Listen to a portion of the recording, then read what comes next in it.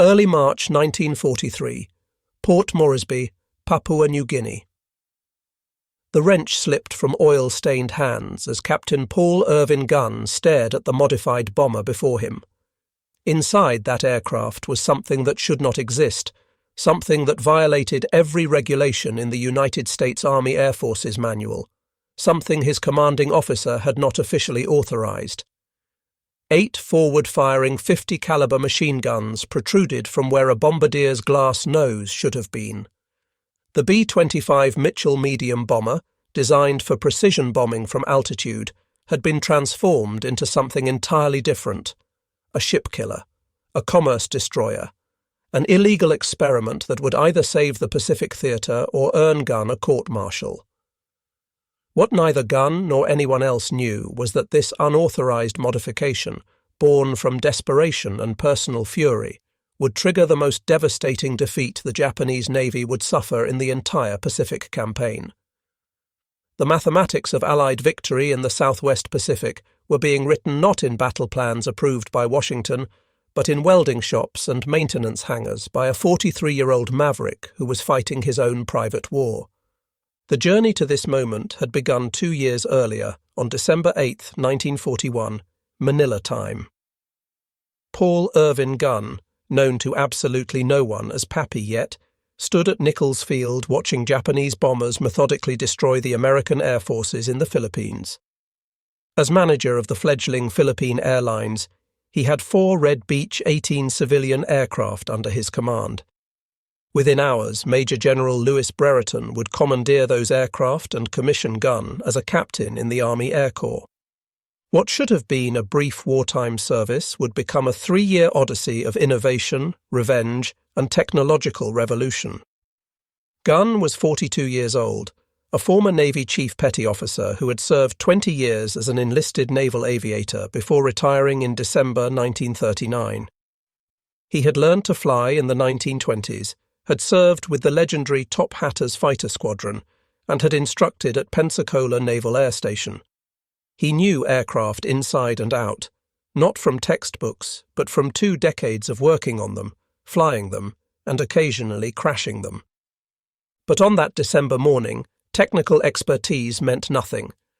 Gunn had a more immediate problem. His wife, Clara Louise, called Polly by everyone who knew her, and their 4 children were in Manila as Japanese forces closed in. His 2 sons, Paul Jr. and Nathan, were teenagers. His daughters, Connie and Julie, were younger. The family lived in Manila while Gunn ran the airline, a comfortable expatriate existence that had evaporated overnight. In the chaotic weeks that followed, Gunn flew reconnaissance and transport missions across the disintegrating Philippine defences. He dodged Japanese fighters, survived being shot down over the jungle, walked out to safety, and immediately climbed into another aircraft.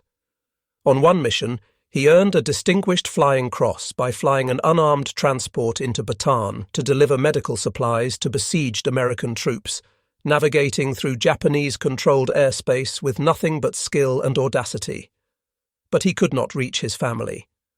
On Christmas Eve 1941, Gunn received orders to evacuate key personnel to Australia. He drew all his military pay, borrowed as much money as he could from fellow officers, and prepared to take his family to safety. But the Japanese advance was too swift. His family could not make it to the airfield in time. Gunn had to choose between abandoning them or disobeying orders. He flew to Australia because orders were orders, because the war was bigger than one family, because staying meant death or capture. Within weeks, on January 20th, 1942, Polly and the children were rounded up by Japanese forces and taken to the University of Santo Tomas, converted into an internment camp for enemy civilians. Something broke inside Gunn when he learned this news. The man who continued fighting was not the same person who had left Manila. He had left behind his wife and 4 children in the hands of an enemy known for brutality. Every day they remained in that camp was a day Gunn could not protect them. The only thing he could do was end the war faster. If he could not save his family directly, he could destroy every ship, every aircraft, every supply line that kept Japanese forces in the Philippines. This was not official policy. This was vengeance disguised as innovation. When Major General George C. Kenney arrived in Brisbane in late July 1942 to take command of the Allied Air Force's Southwest Pacific area, he found a disaster. His predecessor had been relieved. Morale was terrible. Equipment was inadequate. The Japanese controlled the air over New Guinea and were threatening Australia itself. General Douglas MacArthur, theatre commander, had no confidence in his air forces and made that opinion abundantly clear. Kenney was 53 years old, a World War I fighter ace with 2 confirmed kills and a Silver Star. He had taught at the Air Corps Tactical School and was known for unconventional thinking. When MacArthur subjected him to an hour-long lecture about the shortcomings of Allied air power, Kenney listened politely and then asked for one thing: authority to send home anyone he considered deadwood. MacArthur, surprised by the request, agreed. Within weeks, Kenney had reshuffled his command structure, bringing in aggressive younger officers and creating a forward headquarters in New Guinea to speed decision-making. He appointed Brigadier General Ennis Whitehead as his forward commander, giving him authority to change aircraft assignments based on weather and tactical conditions, rather than waiting for orders from Brisbane. But personnel changes meant nothing without effective weapons. Allied bombing from medium and high altitude was proving catastrophically ineffective against Japanese ships. High-altitude bombing gave ships time to manoeuvre. The B-17 flying fortresses were hitting less than 1% of their targets. Japanese convoys were resupplying their garrisons in New Guinea with impunity. Allied ground forces were dying in the jungle while fresh Japanese troops poured ashore from ships that bombers could not sink. Kenney had been thinking about this problem since 1928, when he was an instructor at the tactical school.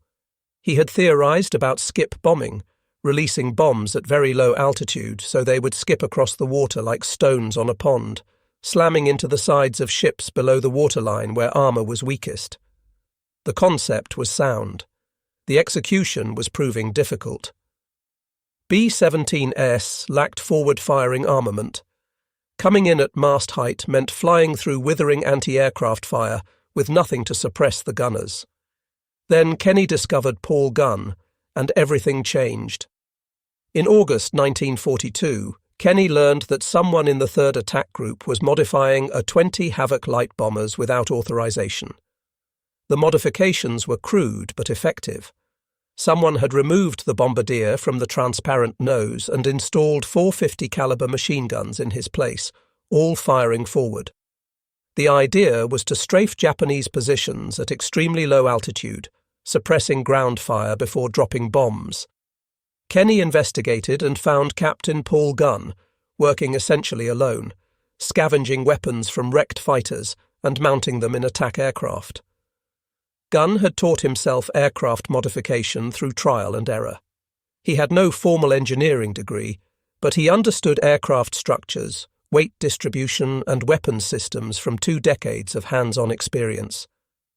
Most officers would have court-martialed Gunn for modifying military aircraft without authorization.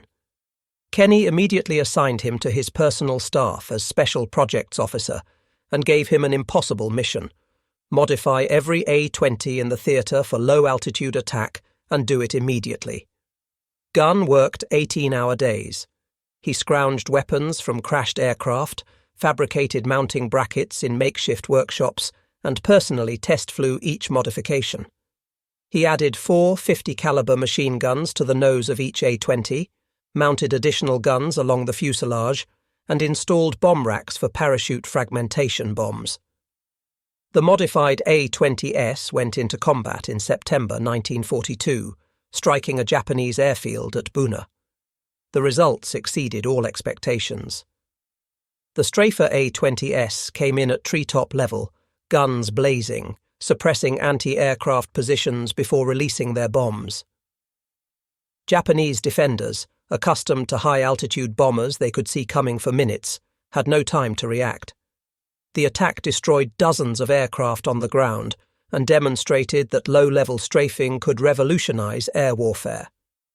Kenney immediately ordered Gunn to begin work on a similar modification for B-25 Mitchell medium bombers, The B-25 was larger than the A-20, had longer range, carried more bombs, and could mount more forward-firing weapons. If Gunn could turn the Mitchell into a gunship, it would become the most effective anti-shipping weapon in the theatre. The B-25 Mitchell had been designed in 1939 as a medium-altitude level bomber. It was a twin-engine aircraft with a wingspan of 67 feet 7 inches, powered by two Wright R2600 radial engines producing 1,700 horsepower each. Normal armament consisted of 6 50 caliber machine guns for defence and 3,000 pounds of bombs. It carried a crew of 5, pilot, co-pilot, bombardier, radio operator and gunner. The aircraft was named after General Billy Mitchell, the controversial advocate of air power who had been court-martialed in 1925 for his outspoken views. Approximately 9,890 B-25s would eventually be built at two North American aviation plants, one in Inglewood, California, and another in Kansas City, Kansas. The B-25 had gained fame in April 1942, when Lieutenant Colonel James Doolittle led 16 B-25Bs on a daring raid against Tokyo, launching from the aircraft carrier USS Hornet. The raid did minimal physical damage, but provided an enormous morale boost to Americans still reeling from Pearl Harbor. Most importantly, it forced Japan to keep fighter aircraft home to defend the mainland rather than sending them to the front lines. But the B-25's primary role remained medium-altitude bombing, a mission at which it was proving ineffective against ships. Gunn looked at the B-25 and saw potential no one else recognized. The aircraft's nose section was large enough to mount multiple heavy machine guns. The twin-engine design provided redundancy. Losing one engine would not doom the aircraft. The sturdy construction could absorb punishment. Most importantly, the Mitchell had enough range to reach Japanese shipping lanes that the shorter-range A-20 could not. In late 1942, Gunn began modifying B-25s in a maintenance hangar at Townsville, Australia. He was working with Captain Jack Fox, the North American aviation technical representative in theatre. Fox was supposed to ensure that aircraft modifications followed factory specifications. Instead, he became Gunn's co-conspirator in what would become the most successful unauthorized aircraft modification program of the war. The first challenge was removing the bombardier and his glass nose section. This saved weight and eliminated a vulnerable position that was useless for low-altitude attack. Gunn replaced the transparent nose with a solid metal nose housing 450 caliber M2 Browning machine guns, all firing forward and operated by the pilot. Each gun had 500 rounds of ammunition. The rate of fire was approximately 850 rounds per minute per gun, meaning the pilot could unleash a storm of lead that would shred any target in seconds. But 4 guns were not enough for Gunn. He added 2 more 50 caliber guns in cheek blisters on either side of the forward fuselage, just below and behind the cockpit. These package guns extended slightly beyond the propeller arc, allowing them to fire without the bullets passing through the propeller disc.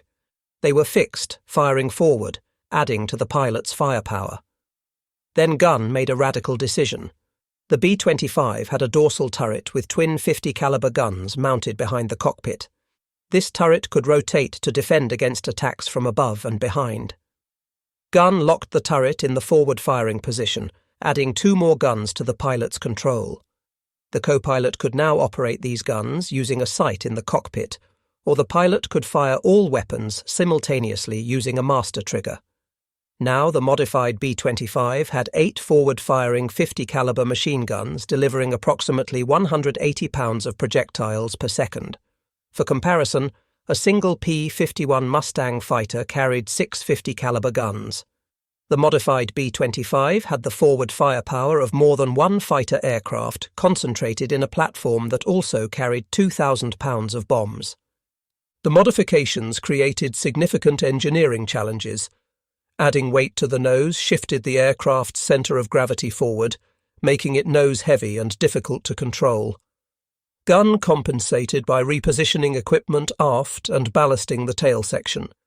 The enormous recoil from 8 guns firing simultaneously created structural stress.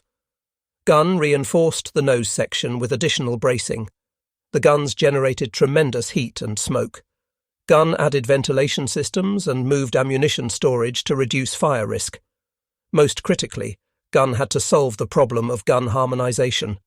The 8 guns needed to converge their fire at a specific point in front of the aircraft, typically between 200 and 400 yards. If the guns were not properly aligned, bullets would spray everywhere except the target. Gunn developed a ground testing procedure using targets placed at measured distances, adjusting each gun mount until all 8 weapons converged precisely. He test-fired the guns personally, making minute adjustments, refusing to sign off on any aircraft until it met his standards. The entire modification process took approximately 2 weeks per aircraft when working around the clock. Gunn trained maintenance crews to perform the work, establishing production line techniques. By December 1942, he had modified enough B-25s to equip the 91st Bombardment Squadron. The squadron needed a commander who understood low-altitude attack and was not afraid to violate conventional bombing doctrine. Kenney selected Major Ed Larner, a pilot who had risen from first lieutenant to major in just a few weeks due to his aggressive leadership in combat. Larner had demonstrated exceptional skill in low-level missions and had earned Kenney's trust. Larner and Gunn developed the tactics that would transform naval warfare. The modified B-25s would approach Japanese ships at extremely low altitude, sometimes as low as 50 feet above the water, flying at maximum speed, approximately 300 miles per hour. At this altitude and speed, they were nearly impossible for ship gunners to track. The closing speed was too fast for manual aim, and the aircraft were already gone before gunners could adjust. As the B-25s approached, pilots would open fire with all 8 forward guns at a range of approximately 1,000 yards, walking the fire into the target ship. The stream of 50 caliber bullets would sweep the decks, killing or suppressing anti-aircraft gunners, destroying gun positions, shredding superstructures, and creating chaos. The purpose was not to sink the ship with gunfire, although the damage could be substantial. The purpose was to silence the ship's defences and create terror among the crew. Then came the bombs. At a range of approximately 200 to 400 yards, flying at minimum safe altitude, the pilot would release a bomb with a 4 to 5 second delayed fuse. The bomb would leave the aircraft travelling at 300 miles per hour, strike the water and skip across the surface. The bomb would bounce once, perhaps twice, then slam into the side of the ship at or below the waterline. The delayed fuse ensured the bomb did not explode on impact. Instead, it would penetrate the hull, sink slightly beneath the surface, and then detonate. The explosion occurred in the most vulnerable part of the ship, below the armour belt where hulls were thinnest. The blast was enhanced by the incompressibility of water, which transmitted shock waves with devastating efficiency. A single bomb exploding below the waterline could break a ship's keel, rupture fuel tanks, flood engine rooms, and cause catastrophic structural failure. By the time the bomb detonated, the B-25 was already past the target, climbing rapidly to avoid the blast and secondary explosions. The entire attack from first gunshots to bomb release took approximately 10 seconds. Skip bombing was not entirely new. The British had experimented with the technique. Some American pilots had tried it independently. But combining skip bombing with overwhelming forward firepower was Gunn's innovation. The strafer nose turned the bomber into its own fighter escort, suppressing defences before dropping bombs. This combination would prove devastating. While Gunn was modifying aircraft, Allied intelligence was monitoring Japanese naval movements.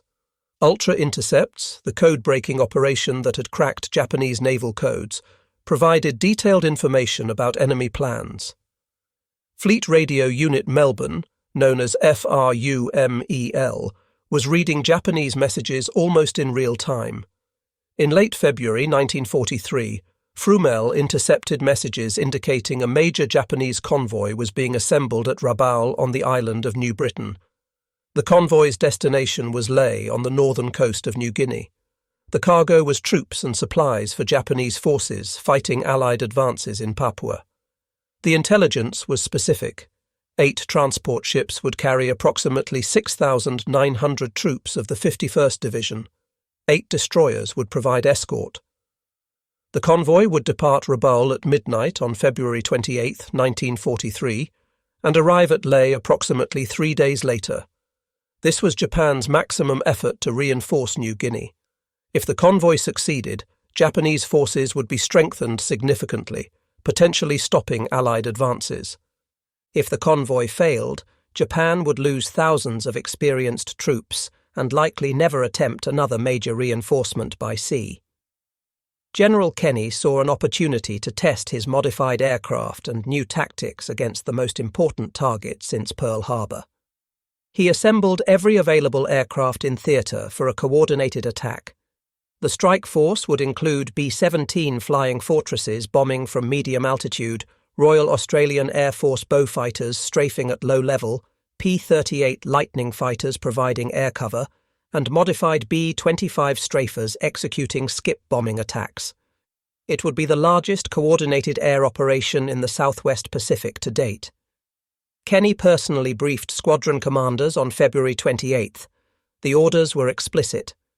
Find the convoy, attack without mercy, give no quarter, sink every ship. This was not a raid. This was annihilation. At midnight on February 28, 1943, the Japanese convoy departed Simpson Harbor at Rabaul. Rear Admiral Masatomi Kimura commanded from the destroyer Shirayuki. The convoy consisted of 8 cargo transports: Kyokusei Maru, Kembu Maru, Teiyo Maru, Nojima, Ayo Maru, Taimei Maru, Shinai Maru, and Oigawa Maru. 8 destroyers provided escort: Shirayuki, Asashio, Arashio, Tokitsukaze, Yukikaze, Uranami, Shikinami, and Asagumo. Approximately 100 Japanese Zero fighters would fly air cover during the voyage.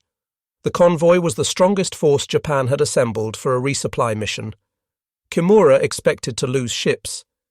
Every previous convoy to New Guinea had suffered losses, but Japanese commanders believed enough ships would survive to deliver the troops. They were wrong. The convoy was spotted that afternoon by a B-24 Liberator on patrol. The crew radioed the position, course, and composition. Kenney's command immediately launched reconnaissance aircraft to track the convoy. Weather favoured the Japanese initially. 2 tropical storms moved through the area, providing cloud cover and reducing visibility. Allied aircraft maintained contact but could not attack effectively through the storms. The convoy made good progress, moving at 7 knots, approximately 8 miles per hour. The slow speed was dictated by the heavily loaded transports. The destroyers could have made 20 knots or more, but they had to match the convoy's pace. By nightfall on March 1st, the Japanese had covered approximately 90 miles. They were roughly halfway to Lae. The weather was deteriorating, which Kimura welcomed. Poor weather meant fewer Allied aircraft. But the storms also meant rough seas that pounded the transports. Troops below decks suffered terribly from seasickness in the crowded holds. On the morning of March 2nd, 1943, the weather improved slightly. Allied reconnaissance aircraft regained visual contact. At approximately 10 in the morning, 29 B-17 Flying Fortresses attacked from 5,000 feet. The high-altitude bombing was predictably ineffective. The B-17s claimed hits, but Japanese records indicate minimal damage. One transport may have been damaged slightly. The attack served one purpose. It forced the convoy to alter course repeatedly, slowing progress toward Lae. Throughout March 2nd, additional B-17 strikes continued. The Flying Fortresses dropped dozens of bombs from various altitudes. Ships maneuvered frantically, and Japanese fighters engaged the bombers. Several B-17s were damaged. 3 Japanese fighters were shot down. But no ships sank. The high-altitude attacks were harassing the convoy, not stopping it. As night fell on March 2nd, Kenney knew the critical attack would come the next morning. The modified B-25s were ready. Major Lana had briefed his pilots repeatedly. They had rehearsed the attack profile on a wrecked ship on February 28th, using combined formations of B-17, B-25, P-38, and bow fighters. Every pilot understood the mission. The skip bombing technique had been practiced. The strafer guns had been harmonized. The ordnance had been loaded. The point of no return was approaching. At dawn on March 3, 1943, weather conditions were perfect for an air attack. Clear skies, good visibility, calm seas. Rear Admiral Kimura must have felt a chill of premonition. His convoy was approximately 30 miles from Leh, close enough that land-based anti-aircraft guns could provide some support, but still vulnerable to air attack. The Allied strike force assembled at Cape Ward Hunt on the northern coast of Papua. Approximately 90 Allied aircraft converged on the Japanese convoy, including B-17 Flying Fortresses, modified B-25 strafers, Royal Australian Air Force bowfighters, and P-38 Lightning fighters for escort. Multiple waves would attack from different directions throughout the day. The attack began at approximately 10 in the morning. The B-17 strikes struck first from medium altitude, diverting attention and forcing ships to maneuver. Then the low-altitude aircraft arrived. Bowfighters came in first, strafing with 4 20mm cannons and 6 machine guns, suppressing anti-aircraft fire. The destroyers opened up with everything they had, but the closing speed was too fast. Then the modified B-25 strafers arrived and the slaughter began. Modified B-25 strafers participated in multiple attack waves throughout the morning. One pilot selected the transport Kyokusei Maru as his target and pushed the nose down to 50 feet above the water. At 1,000 yards, he opened fire. 850 caliber machine guns, 6,800 rounds per minute combined rate of fire, 180 pounds of projectiles per second, ripped into the transport. Tracers showed where the bullets were going. The fire walked from the bow toward the superstructure, shredding everything. Sailors were cut down where they stood. Anti-aircraft guns were blown apart. The bridge disintegrated under the impacts. Metal fragments flew everywhere. Then he released his bombs. 2 500-pound general-purpose bombs with delayed fuses dropped away. They hit the water 200 yards from the ship, skipped once, and slammed into the hull just below the waterline amidships. The pilot pulled up and banked away. Behind him, the bombs detonated. 2 massive underwater explosions ripped the bottom out of Kyokusei Maru. The transport lurched violently. Water poured into the engine room and holds.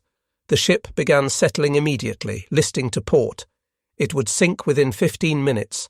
Other modified B-25s followed in successive waves. Each selected a target. Each executed the same devastating attack profile. Guns blazing, bombs skipping, ships exploding. The transport Kembu Maru took multiple hits. At least 3 B-25s attacked it. The combined gunfire killed most of the crew above decks. 4 bombs struck below the waterline. The ship broke in half and sank in less than 10 minutes. Teiyo Maru was strafed so heavily that fires broke out across the superstructure. 2 bombs opened the hull. The transport went down with nearly 1,000 troops still aboard. Nojima tried to maneuver but was too slow. A B-25 strafer raked it from stern to bow, then put 2 bombs into the engine room. The ship lost power and began taking on water. It would sink later in the day. The bowfighters and remaining B-25s attacked the destroyers. The destroyer Shirayuki, Admiral Kimura's flagship, was hit by strafing fire that killed almost everyone on the bridge, including Kimura, who was wounded. A bomb struck near the stern, starting a magazine fire. Secondary explosions blew the stern section off. The destroyer sank. Tokitsukaze took direct bomb hits that ignited fuel tanks. The destroyer became a floating inferno and sank within the hour. Arashio collided with the transport Nojima while maneuvering and suffered heavy damage. The destroyer was abandoned and sank. Throughout the attack, Japanese Zero fighters tried desperately to protect the convoy. but the P-38 Lightnings engaged them at high altitude, while the B-25s operated at masthead height, where fighters could not safely attack without hitting their own ships. The coordination was perfect. The attack lasted approximately 40 minutes. When the Allied aircraft withdrew to rearm and refuel, the scene was apocalyptic. 4 transports were sinking or already sunk. 3 destroyers were gone. The remaining ships were scattered, some damaged, all in chaos. Hundreds of Japanese soldiers and sailors were in the water.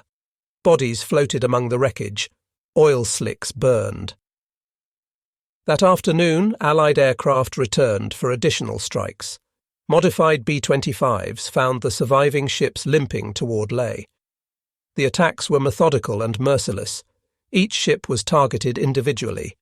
The strafer B-25s came in low, guns blazing, bombs skipping. More transports sank. The destroyer Asashio, already damaged, took more bombs and went under.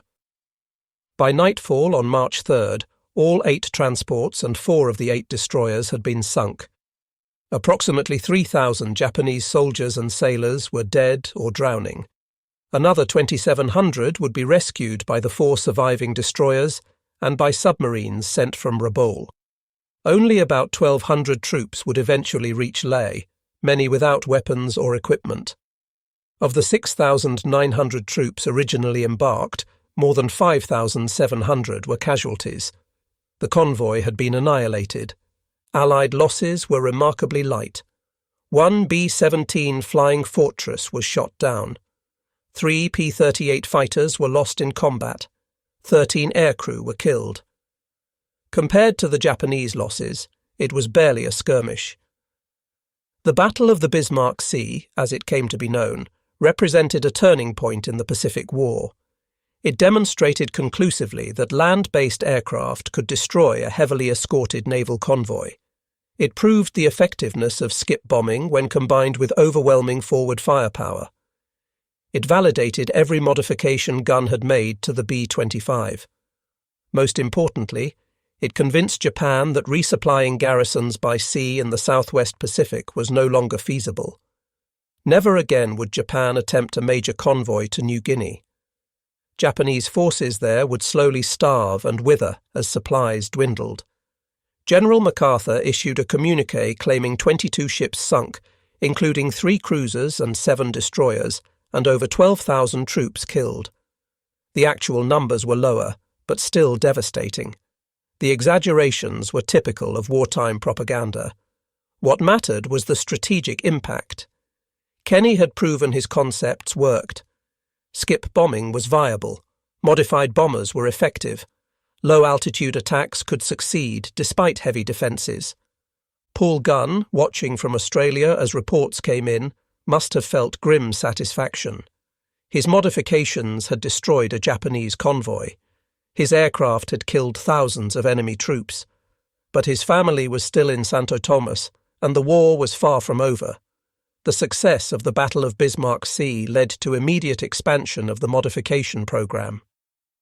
Kenney ordered all available B-25s in theatre converted to strafer configuration.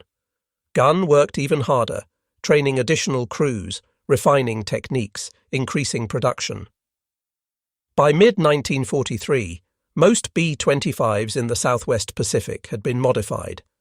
North American Aviation, the manufacturer, took notice. Company representatives visited Gunn's workshops, examined the modifications, and requested detailed specifications. The company wanted to incorporate Gunn's innovations into factory production. Gunn was promoted to major and sent back to the United States to work with North American Aviation at their Inglewood and Kansas City plants. He spent several months in 1943 and early 1944 working with engineers to design factory-produced strafer versions of the B-25. The result was the B-25G, which mounted a 75mm cannon in the nose, along with 4 50-caliber machine guns. 405 B-25Gs were built. The 75mm cannon fired a 14.7-pound shell that could penetrate ship armour or destroy bunkers.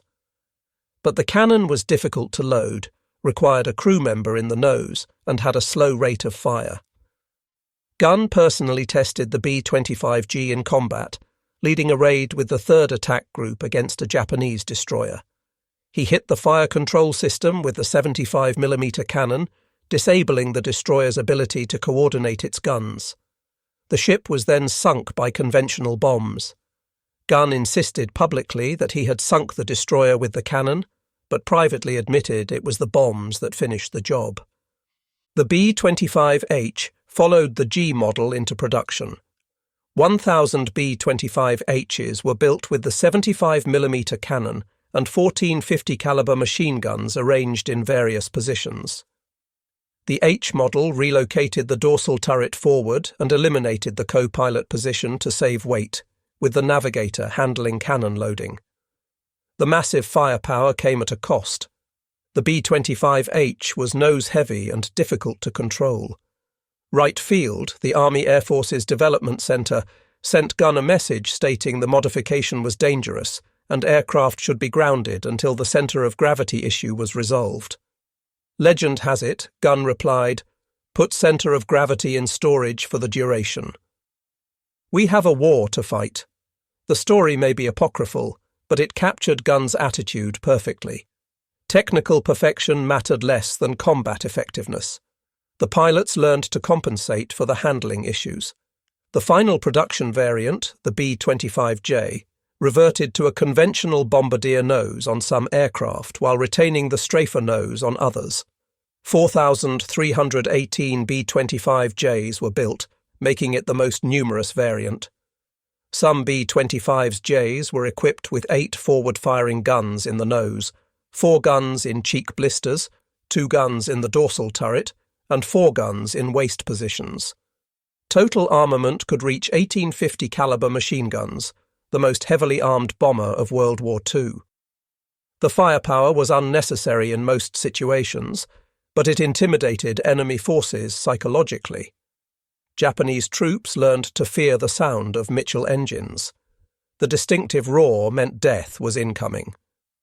Throughout 1943 and 1944, modified B-25s devastated Japanese targets across the Pacific. In August 1943, B-25 strafers attacked Japanese airfields at WWII in New Guinea. The raids destroyed 174 aircraft on the ground, breaking the back of Japanese air power in the region. The WWII raids were possible because Gunn had solved another problem: range. B-25s had sufficient range for most missions, but WWII was at the limit. Gunn developed a technique using auxiliary fuel tanks carried in the bomb bay. Once the fuel was consumed, the tanks were jettisoned through an open hole in the floor. The system was crude, with fuel fumes permeating the fuselage and a breeze blowing through the aircraft, but it extended range by several hundred miles. The WWII raids ended Japanese air superiority over New Guinea and allowed Allied ground forces to advance with minimal air opposition. In November 1943, B-25 strafers attacked Rabaul Harbour in one of the war's most spectacular raids. Major Raymond "Jock" Hennebery led 38 B-25s against shipping in the heavily defended harbour. The attack occurred at masthead height with P-38s, providing top cover and phosphorus bombs creating smoke screens. Of 38 vessels in the harbour, 30 received direct hits. 1 heavy cruiser, 3 destroyers, and numerous transports and support ships were sunk or damaged. The raid paralysed Rabaul as a forward base and demonstrated that even the strongest Japanese positions were vulnerable to modified B-25s. In the Philippines campaign of 1944, B-25 strafers provided close air support for ground forces, destroyed Japanese supply lines, and attacked shipping throughout the archipelago. The aircraft became known as the Bat out of Hell because attacks came so fast and low that defenders had no time to react. Gunn's modified B-25s were not the only weapons winning the Pacific War, but they were among the most effective. They destroyed hundreds of ships, thousands of aircraft on the ground, and killed tens of thousands of enemy troops. They enabled MacArthur's island-hopping strategy by isolating Japanese garrisons from resupply. They gave Allied forces air superiority that made amphibious landings possible. Gunn's personal war continued throughout this period. His family remained imprisoned at Santo Tomas. Letters occasionally reached him through the Red Cross, but communication was sporadic and censored. He knew conditions in the camp were deteriorating. Japanese guards became harsher as the war turned against them. Food became scarce. Disease spread. Gunn could do nothing except fight harder, hoping each mission brought the war's end closer. In late 1944, American forces invaded Leyte in the Philippines. Gunn was there, still flying combat missions at age 45, still looking for ways to destroy the enemy more efficiently. On a night in late 1944, Japanese bombers attacked Tacloban airfield on Leyte. Gunn was on the ground when white phosphorus bombs exploded nearby. Fragments tore into his shoulder, causing massive damage. The wound was severe, rendering his right arm useless and causing excruciating pain. He was evacuated to Australia for treatment and would spend months in recovery. The wound ended Gunn's combat flying, but his war was almost over anyway. On February 3, 1945, elements of the 1st Cavalry Division, forming a flying column, liberated Santo Tomas internment camp in Manila. The cavalry arrived just as Japanese guards were preparing to execute the camp's leadership. In the chaos of Manila's street fighting, American soldiers freed over 4,000 internees. Among them were Polly Gunn and her 4 children. They had survived 3 years and 14 days of internment. The family was emaciated, traumatized, but alive. General MacArthur personally visited the camp shortly after liberation and met the Gunn family. He arranged for them to be flown to Australia to reunite with Pappy Gunn. The reunion occurred weeks after liberation. The man who had left Manila on Christmas Eve 1941 finally held his family again. Polly had kept the children together through impossible circumstances. The boys, now young men, had survived the separation of male and female quarters. The girls had endured years of deprivation. They were together again, but they were different people than they had been. The war had changed them all. Gunn remained in the Army Air Forces after recovering from his wounds. He was promoted to lieutenant colonel and continued working on aircraft modifications and tactical development, though no longer flying combat. He retired from military service on June 30, 1948, as a full colonel, medically retired due to his injuries. His decorations included the Distinguished Flying Cross with 1 oak leaf cluster indicating a second award, the Silver Star, the Legion of Merit, the Air Medal, 9 Purple Hearts, and numerous unit citations and campaign ribbons. 9 Purple Hearts represented 9 separate occasions on which he was wounded or injured in combat. Gunn returned to the Philippines and re-established Philippine Airlines. The country was rebuilding from years of occupation and the destruction of liberation. Gunn helped restore air transportation, reconnecting islands that had been isolated. He was still flying, still taking risks, still pushing limits. On October 11, 1957, 7 days before his 58th birthday, Gunn was flying a charter flight when his aircraft encountered a severe storm. The plane crashed. Paul Irvin Pappy Gunn died doing what he had done for nearly 40 years, flying. He was buried at Barrancas National Cemetery at Naval Air Station Pensacola, Florida, where he had once been an instructor. His legacy lived in multiple forms. The B-25 strafer modifications he pioneered remained standard throughout the war. Approximately 9,890 B-25 Mitchells were built, and thousands were configured as strafers based on Gunn's designs. The skip bombing technique he helped perfect destroyed hundreds of Japanese ships and contributed significantly to Allied victory in the Pacific. Gunn demonstrated that innovation could come from anywhere, even from modifications made by a grieving father in a maintenance hangar. The official military bureaucracy wanted to fight World War II with existing weapons and approved tactics. Gunn showed that desperate circumstances required desperate innovations. The Battle of the Bismarck Sea became a case study in military academies worldwide.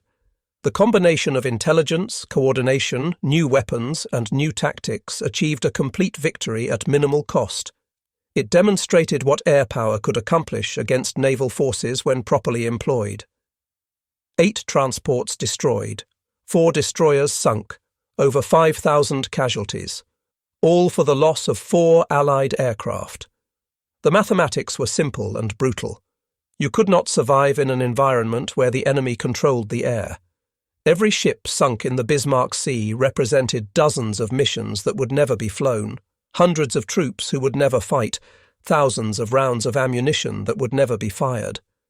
Destroying supplies before they reached the battlefield was the most efficient form of warfare. The modified B-25 became the weapon system that made this possible.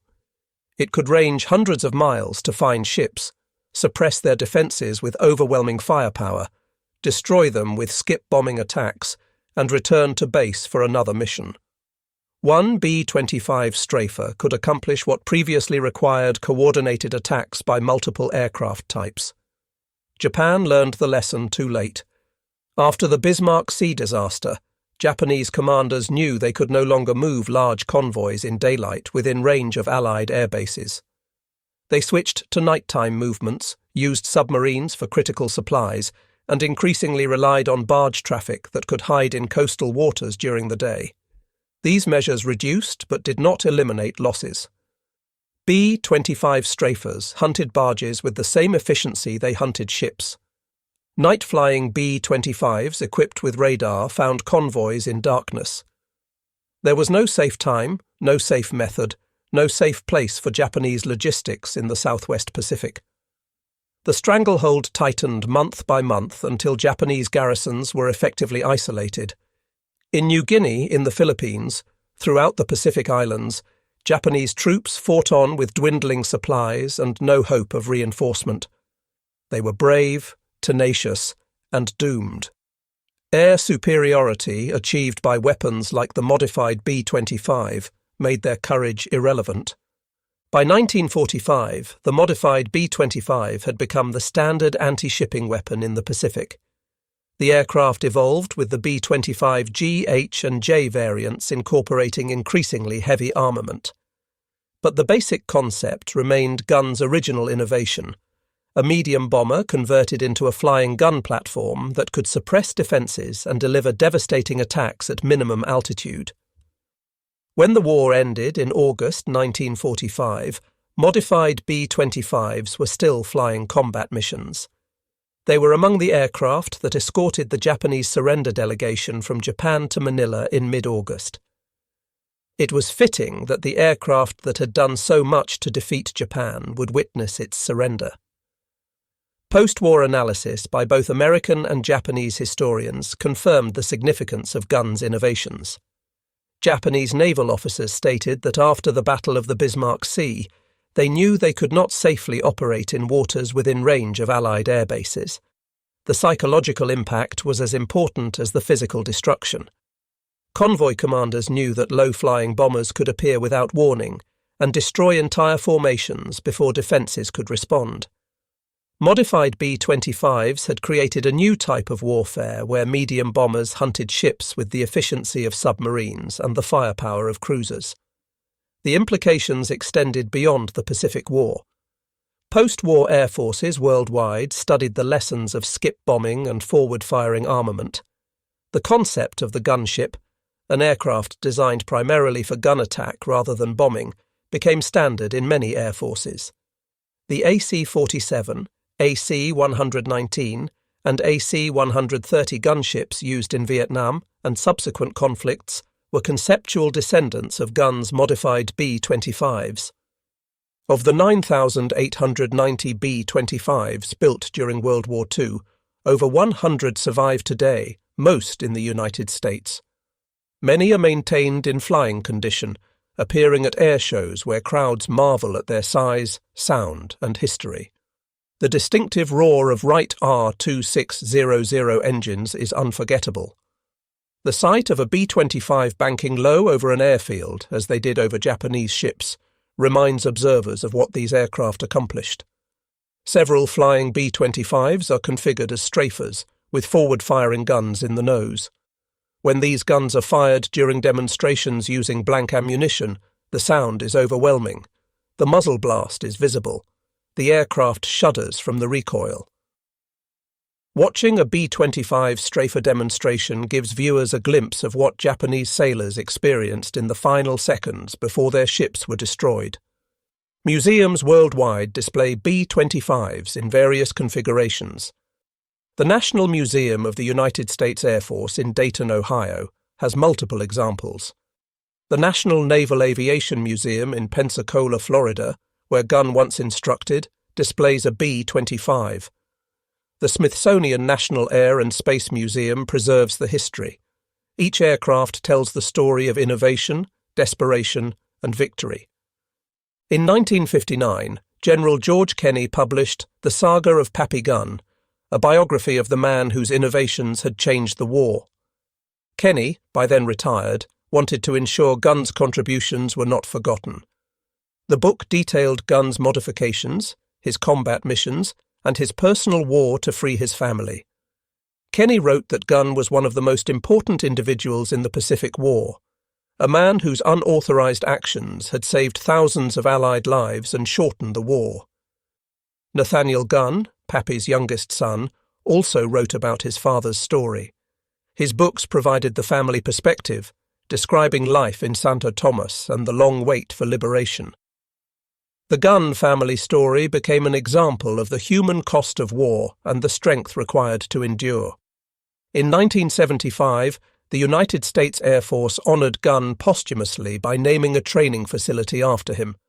The recognition was overdue but heartfelt. Gunn had never sought glory, he had sought effectiveness. The story of how one engineer's unauthorized modifications created a devastating weapon system remains relevant. Gunn refused to accept his family's imprisonment as inevitable. He refused to accept that existing weapons were adequate. He refused to accept regulations that prevented innovation. That refusal, combined with technical skill and Kenney's support, produced modifications that changed warfare. The B-25 strafer destroyed hundreds of Japanese ships, killed thousands of enemy troops, and contributed significantly to Allied victory in the Pacific. Innovation can come from unexpected sources and succeed through unorthodox methods. The modified B-25 was not the weapon that won World War II. That victory required contributions from millions of people using thousands of weapons over 4 years of global conflict. But the modified B-25 achieved effects disproportionate to its numbers. The aircraft represented what was possible when necessity met opportunity, when personal motivation aligned with military requirements, when one man decided that failure was unacceptable. The weapon was born in a maintenance hangar from desperation. It flew into combat at masthead height, guns blazing, bombs skipping across water to slam into hulls and explode below the waterline. It destroyed Japanese hopes of resupplying their forces. It shortened the war. It saved Allied lives. And it freed one family from 3 years of imprisonment, which was the point all along.